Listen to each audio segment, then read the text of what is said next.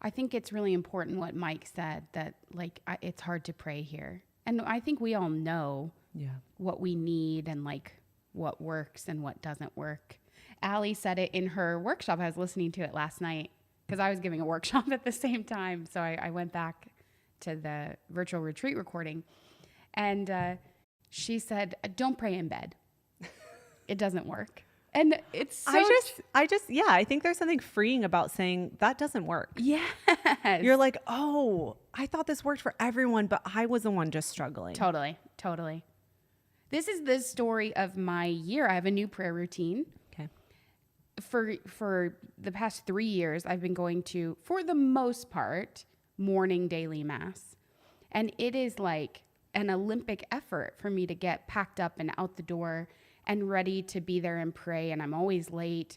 And I have, I'm already spinning at 6:30 a.m. when I was going to daily mass this last, 6 months. And then I kind of started to pray with and ask the Lord about a rule of life. And I honestly just asked myself, like, what do I need? The Lord is so merciful and so kind to me. And I realized I actually wake up in the morning like pretty tender. And so to jump out of bed and rush and like I get on the hamster wheel right away, and then I have to drive and get to mass. And the truth is, after 3 years of daily mass, I'm better now at praying the mass than I ever have been. So when I went to mass in the morning and I left my mental prayer, my like 30 minutes of relational prayer with God until the end of the day, oftentimes that's what went away. So just realizing, okay, I wake up kind of tender with a lot on my heart and mind. And I actually want to hear God's voice first. I want to share my heart with him. I don't want to be influenced by whatever text came in or email or how late I am or like what I need to pack for lunch. Like, what if I just spent the first 30 minutes of the day with him and I went to mass later? Because I can pray the mass at different points of the day with my whole heart. It's harder for me to pray relationally later in the day. Yeah.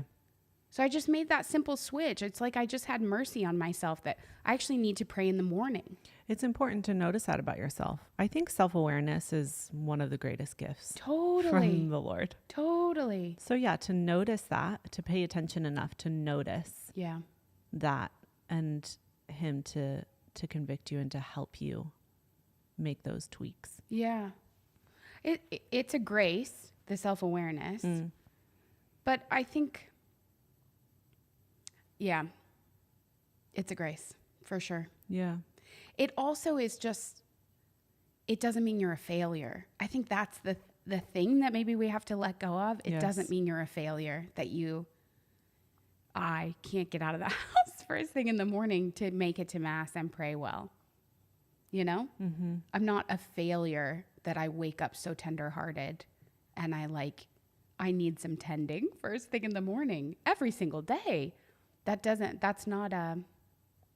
It's something the enemy has twisted to use against me to make me think I haven't advanced very far, or I should be better, I should be more disciplined. No, I'm praying with who I am. I'm praying in reality. Yeah. I love that you shared, I need to be tended to first. I feel like that's the trajectory of this from the Lord. Wow. Like, let me tend to you. Let me love you. Because I haven't done that. I very much gravitate towards and naturally love to lavish my love onto him. Yeah. To sit at his feet. To worship him with my tears, my praise, my heart. And there's just a little bit of tweaking. I feel like tweaking is the wrong word, just invitation. There's an invitation to let him love me, to receive his love, to receive his gaze physically in the Adoration Chapel and throughout my day. Those little winks, those little signal graces, those little, I don't know, seeing a beautiful sunset. I know it sounds so dumb. It doesn't. But what if I actually was like, thanks, Lord. Like, I know that sunset's for me. I know all of you guys are doing this. This is my, and I think the spiritual life is cyclical. Like, yeah, I have done that at moments in my life, and maybe I haven't done it recently. Sure. So maybe he is inviting me into that, but it feels very deep, even though it sounds rather shallow. I don't think it sounds shallow. I think it sounds simple. Yes. I think it sounds simple. And two things, if I can just comment, because what you're saying is so profound. You're not doing anything different. It's just a shift. It's still the same encounter, but it's almost like instead of your focus, and I do this in prayer too, instead of our focus being on lavishing love on him, we realize how mutual that exchange is. Yes. That all along he's been lavishing love on us. And there's a vulnerability, I think, to receive that lavish love. Different than lavishing love. There's a vulnerability to receive.